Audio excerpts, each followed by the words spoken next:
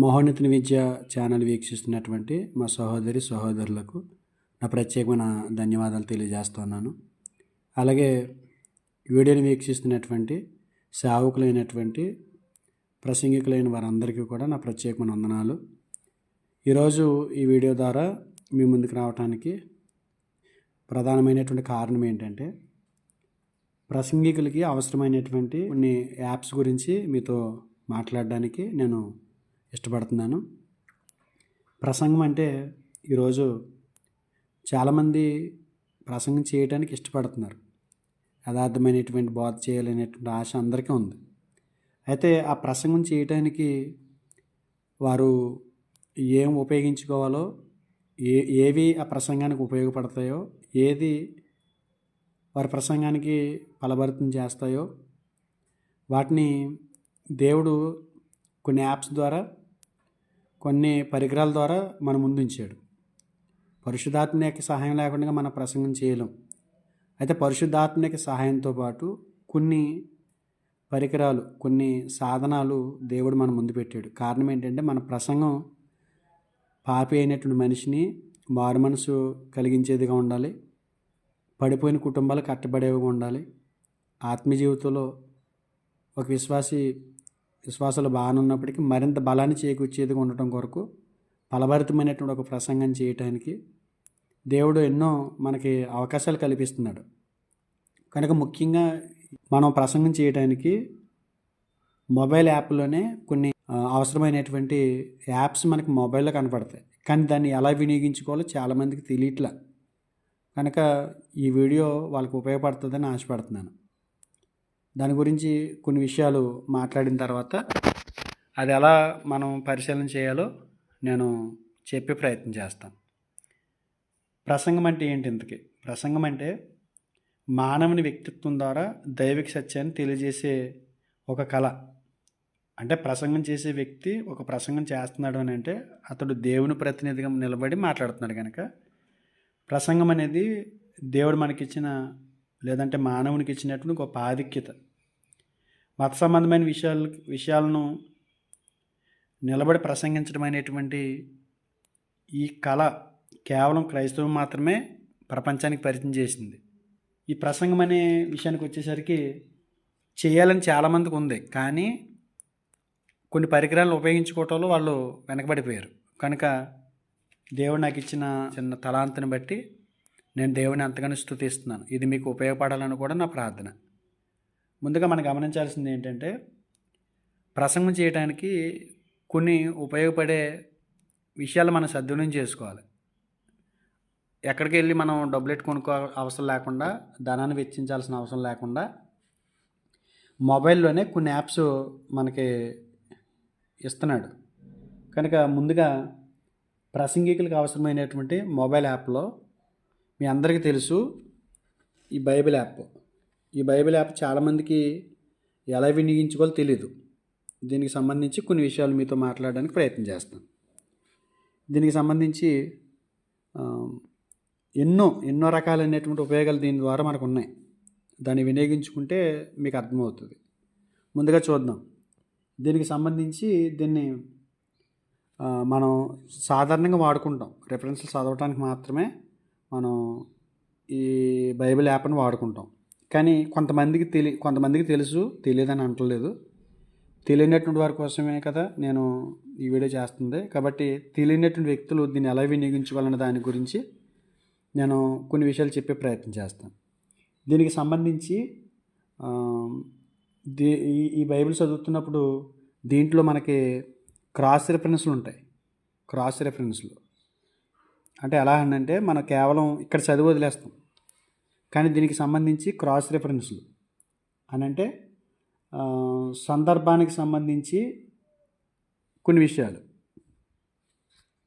ఇది మనం జాగ్రత్తగా చూస్తే మనకి దీంట్లో కొంతమందికి తెలియని విషయం ఏంటంటే, క్రాస్ రెఫరెన్స్ ఉంటాయని తెలియదు. క్రాస్ రెఫరెన్స్ అంటే రెండు విషయాలు చెప్తాను ఇందులో. క్రాస్ రెఫరెన్స్ అంటే ఉదాహరణకి మత్తయి సువార్త 13వ అధ్యాయం చూస్తే 13వ అధ్యాయం మొదటి వచనం చూసాం మనం. ఇక్కడ మనకేం కనపడుతుంది అంటే ఈ అధ్యాయంలో విత్తువాడు ఉపమానం కనపడుతుంది. విత్తువాడు ఉపమానం ఇలా మనం చదువుకుంటూ వెళ్ళిపోతాం. అయితే ఈ సందర్భం బైబిల్లో ఇంకెక్కడెక్కడ ఉంది.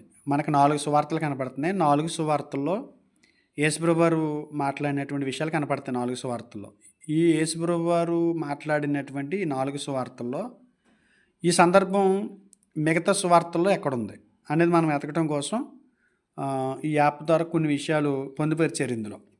ఇక్కడ మనకి చూస్తే ఇది ఓపెన్ చేస్తే ఇక్కడ బైబిల్ అని కనపడుతుంది. బైబిల్ సో క్రాస్ రెఫరెన్స్ అని కనపడుతుంది. ఇది మనం క్లిక్ చేసుకుని క్లోజ్ చేసుకోవాలి.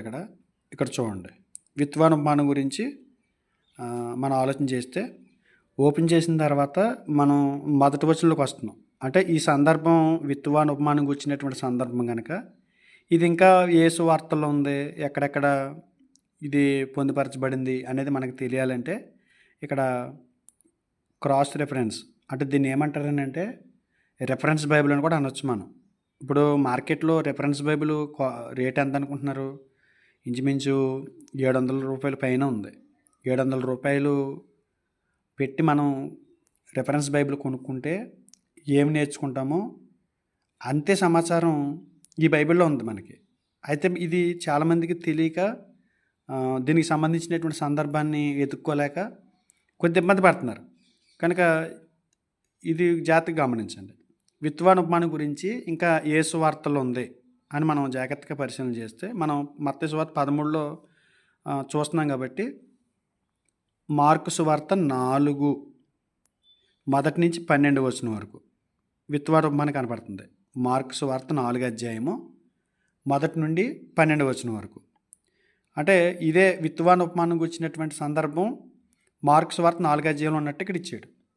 ఇంకా మనం లూకా సువార్తలు ఎక్కడ ఉందంటే లూకా సువార్త 8 అధ్యాయము 4 నుండి 10 వరకు విత్వాని ఉపమానం గురించి ఉన్నట్టు మనం చూస్తున్నాం. నిజంగా వాస్తవానికి ఇది చూడాలని అంటే మనం ఒక 700-800 రూపాయలు పెట్టి కొనుక్కుంటేనే కానీ ఈ సమాచారం మనకు తెలియదు అనుకునేవాళ్ళం. కానీ ఈ యాప్ ద్వారా ఒక ప్రసంగికుడికి దీనికి సంబంధించినటువంటి సందర్భం ఇంకెక్కడెక్కడ ఉంది అని వెతుక్కునేటువంటి ఇబ్బంది లేకుండా ఇక్కడే క్రాస్ రిఫరెన్స్ అని చెప్పి ఇచ్చాడు. అంటే ఇది వినియోగించుకోవాలి. ఈ సందర్భం ఇదే కాదు, ఇంకొక సందర్భం కూడా చూద్దాం మనం. ఉదాహరణకి మార్కు సువార్త 5 అధ్యాయము మొదటి వచనం చూద్దాం. ఇక్కడ శానా అనే దెయ్యములు పట్టినటువంటి వాని యొక్క సందర్భంగా మనకు కనపడుతుంది. దీనికి సంబంధించి మనం ఇంకెక్కడెక్కడ ఉంది అని మనం కంగారు పడక్కర్లేకుండా, అంటే నేను సౌలభ్యం కొరకే చెప్తున్నాను, బైబిల్ చదవద్దని నేను చెప్పట్లా. మనకి అందుబాటులో ఉన్నటువంటి దాన్ని ఉపయోగించుకోవాలి అనే ఒక మంచి ఉద్దేశంతో చెప్తున్నాను తప్ప బైబిల్ చదవక్కర్లేండి ఇవన్నీ ఎత్తుకేసి చెప్పేయాలంటున్నారు అని అనొద్దు. కొన్ని సందర్భాల్లో మనకి కొన్ని రెఫరెన్స్లు గుర్తుండకపోవచ్చు.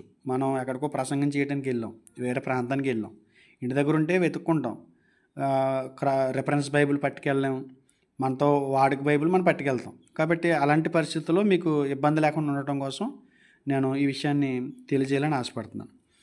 ఇప్పుడు మార్కు సువార్త 5 అధ్యాయంలో మనకి శానా అనే దెయ్యం పట్టినటువంటి వాడు మనకు కనపడతాడు. మళ్ళీ ఈ సందర్భం ఎక్కడెక్కడ ఉంది అని మనం చూస్తే ఇక్కడ క్రాస్ రిఫరెన్స్ అంటే ఇందులో ఇచ్చిన రిఫరెన్స్ ఏంటంటే మత్తయి సువార్త 8 అధ్యాయము 28 నుంచి 34 వరకు ఈ సందర్భం ఉన్నట్టు మనం చూస్తున్నాం.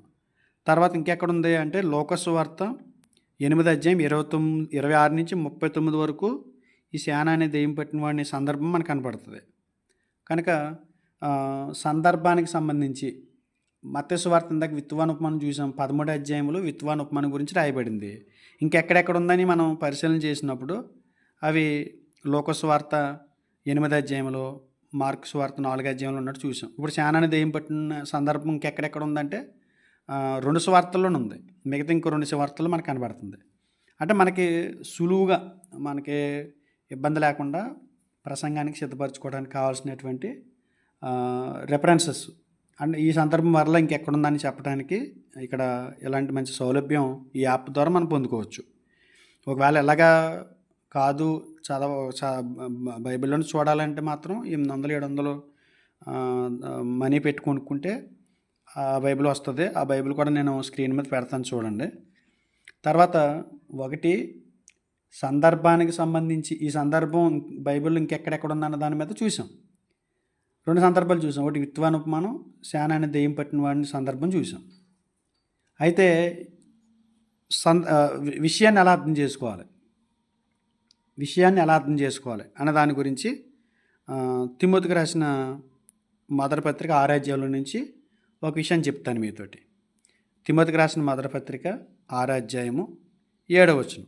ఇక్కడ ఒక సందర్భం చెప్తున్నాడు పౌలు గారు. ఆ సందర్భం ఏంటంటే, మనం ఈ లోకంలోనికి ఏమీ తేలేదు, దీనిలో నుండి ఏమీ తీసుకుని పోలేము. మళ్ళీ చదువుతున్నాను. మనం ఈ లోకంలోనికి ఏమీ తేలేదు, దీనిలో నుండి ఏమీ తీసుకుని పోలేము. ఈ వచనం ఈ ఈ విషయాన్ని ఎలా అర్థం చేసుకోవాలి అంటే, మనం మ్యాక్సిమం ఇక్కడ చాలా విషయాలు పొందుపరిచేసాడు. చాలా విషయాలు ఎలా వెళ్తే మనం చాలా అర్థం చేసుకోగలం. దీనికి సంబంధించి కొంతమంది మహాజ్ఞానం అనుకున్న వాళ్ళు ఇంకా చాలా దూరం ఆలోచించేసి చెప్పారు. కానీ మనం ఈ లోకంలోనికి ఏమీ తేలేదు, దీని నుండి ఏమీ తీసుకుని పోలేమని అంటే, మనం ఈ సృష్టిలో సృజించక మునుపు, ఈ లోకంలో మనం సృజించబడక మునుపు గతంలో మనం దేవుళ్ళు యోగయుగాలు తరతరాలుగా ఆయనలో నివాసం ఉన్నామని, అక్కడి నుంచి వచ్చేటప్పుడు ఏం తీసుకురాలేదు అనే దానికి సంబంధించి ఎలా వివరణ ఇవ్వడానికి ప్రయత్నం చేస్తారు. కానీ మనం ఈ లోకంలోనికి ఏమీ తేలేదు, దీనిలో నుండి ఏమీ తీసుకుని పోలేము అని పౌలు గారు చెప్పినటువంటి సందర్భాన్ని చాలా జాగ్రత్తగా ఆలోచిస్తే చాలా చక్కగా వివరణ ఇచ్చాడు. అక్కడ మనం విషయాన్ని అర్థం చేసుకోవడానికి చాలా తేలిగ్గా ఉంటుంది. చూడండి, ప్రసంగి 5వ అధ్యాయము 15వ వచనం చూద్దాం. వాడు ఏ ప్రకారముగా తల్లి గర్భం నుండి వచ్చానో ఆ ప్రకారముగానే తాను వచ్చినట్లే దిగంబరిగానే మరలా పోవును. తాను ప్రయాసపడి చేసుకుని దానిలో ఏదైనా చేతపట్టుకుని పోడు. అతడు వచ్చిన ప్రకారముగానే మరలా పోవును. గాలికి ప్రయాసపడి సంపాదించిన దాని వలన వానికి లాభమేమి? ఇక్కడ జాగ్రత్తగా మీరు ఆలోచన చేస్తే వచ్చింది ఎక్కడి నుంచి? అక్కడ ఇందాక ఒకసారి వెనక్కి వెళ్దాము. ఇక్కడ మనం ఈ లోకంలోనికి ఏమీ తేలేదని అంటే, గతంలో దేవుళ్ళలో మనం లీనమై ఉన్నామని, అక్కడి నుంచి వచ్చేటప్పుడు ఏం పట్టుకు రాలేదని చెప్పట్లేదు ఇక్కడ పౌలు గారు తిమోతికి పత్రిక రాస్తూ. ఎక్కడి నుంచి వచ్చామని చెప్తున్నాడు? తల్లి గర్భంలో నుంచి ఏం పట్టుకుని రాలేదు. తల్లి గర్భంలో నుంచి దిగంబరులకు వచ్చాము. మనతో తల్లి గర్భంలో వెండి బంగారాలు రాలేదు, ఆస్తులు రాలేదు. ఇంకా మనం ఈ లోకంలో ఏవైతే గొప్పవనుకుంటామో అవేమీ అలా రాలేదు. తల్లి గర్భంలో దిగంబరులుగా మనం వచ్చాము. వెళ్ళేటప్పుడు కూడా ఒంటి మీద ఏమి ఉండవు, సమాధి చేసేటప్పుడు అనే విషయాన్ని జ్ఞాపకం చేస్తున్నాడు. దానికి సంబంధించి ఈ క్రాస్ రిఫరెన్స్లో మీరు జాగ్రత్తగా చూస్తే యోబు గ్రంథం 1:21 కూడా చెప్పాడు. నేను నా తల్లి గర్భంలో నుండి దిగంబరిని వచ్చి తిని దిగంబరిని అక్కడికి తిరిగి వెళ్ళేదను. యెహోవా ఇచ్చాను, యెహోవా తీసుకుని పోయాను, యెహోవా నామమునకు స్తుతి కలుగును గాక. తల్లి గర్భంలో నుంచి వచ్చినప్పుడు సందర్భం గురించి మాట్లాడుతున్నాడు. ఇది గతంలో యుగయుగాలు తరతరాలు దేవుళ్ళు ఉన్నామని, ఆయనలోనే లీనమై ఉన్నామని, మనం కూడా నిత్యులమని, మనం కూడా యేసుక్రీస్తు అంతటి వారమని చెప్పడానికి ఆ రెఫరెన్స్లు వాడుకున్నారు. కానీ మనం ఈ లోకంలోనికి వచ్చినప్పుడు అని అంటే తల్లి గర్భంలో నుంచి ఈ లోకంలోకి వచ్చినప్పుడు అనే సందర్భాన్ని ఇది మాట్లాడుతుంది. కాబట్టి విషయాన్ని అర్థం చేసుకోవడానికి కూడా ఈ రెఫరెన్స్ బైబిల్ చాలా ఉపయోగపడుతుంది అనేది నేను నమ్ముతున్నాను. కనుక దీన్ని వినియోగించుకోవడానికి ప్రయత్నం చేయండి. తర్వాత దీనికి సంబంధించి ఇంకా మీరు ఈ యాప్ ద్వారా మీకు ఈ మొబైల్లో యాప్లో ఉన్నటువంటి ఈ బైబిల్ గురించి ఇంకా మీరు ఏమి నేర్చుకోవచ్చు అంటే, ఇది కేవలం ఒక తెలుగే కాదు, ఇంక ఇందులో అనేక భాషల ద్వారా ఇవ్వబడింది. అనేక భాషల్లో ఈ వచనాలు ఇవ్వబడ్డాయి. ఆ విషయాన్ని చూద్దాం ఒకసారి. ఇక్కడ బైబిల్ ఇదిగోండి, ఇది క్లిక్ చేస్తే మనకి ఎన్ని భాషల్లో మనకు అవసరం, ఏ భాష అవసరమో మనకి అది వస్తుంది అనమాట. ఇదిగోండి చూడండి, ఇక్కడ NKJV కనపడుతుంది. ఫస్ట్ ఇది తెలుగు బైబిల్, మనం ఇప్పుడు చూస్తున్నాం కదా తెలుగు బైబిల్. తర్వాత కింగ్ జేమ్స్ వెర్షన్, తర్వాత new king James version, American standard version ASV అంటారు దీన్ని, హిందీ బైబిల్, తమిళ బైబిల్ కనపడుతుంది, కన్నడ బైబిల్ కనపడుతుంది, మలయాళం బైబిల్ కనపడుతుంది. ఈ ఇన్స్టాల్ చేసుకుంటే మనం ఏ భాషలో మనం చెప్పగలుగుతున్నామో ఆ భాషని కేవలం ఒక తెలుగే కాకుండా మిగతా భాషల్లో కూడా మనం చదవగలిగేటువంటి సౌలభ్యాన్ని ఈ యాప్ మనకి ఇస్తుంది. ఇలా వినియోగించుకుంటే మన ప్రసంగం చేయడానికి కొద్దిగా ఒత్తిడి లేనటువంటి సులువైనటువంటి మార్గాన్ని ఇస్తుందని నేను నమ్ముతున్నాను. తర్వాత ఇంకా ఏదైనా సడన్గా మనకి ఏదో ఒకటి అవసరం వచ్చింది, సమన్వయ పదాలు ఉంటాయి చూసారా, ఉదాహరణకి ఉప్పు గురించి మనం చెప్పాలనుకుంటున్నాం. దానికి సంబంధించి ఇలా మనం ఉప్పు అని కొడితే ఉప్పు అనే పదం ఎక్కడెక్కడ ఉందో మనకు వస్తుంది. ఇదిగో మొత్తం బైబిల్లో ఉప్పు అనే పదానికి సంబంధించి 34 సార్లు రిజల్ట్ వచ్చింది. 34 సార్లు చూడొచ్చు. ఇలాగా 34 సార్లు మనం చూడొచ్చు. అంటే దీన్ని ఇంకొక రకంగా చెప్పాలంటే కంకార్డెన్స్ అంటారు, అంటే సమన్వయపరచడం. ఈ పదానికి సంబంధించిన పదాలు ఇంకెక్కడెక్కడ ఉన్నాయని వెతకటం అనమాట. ఇంకా మనం చూస్తే దాసుడు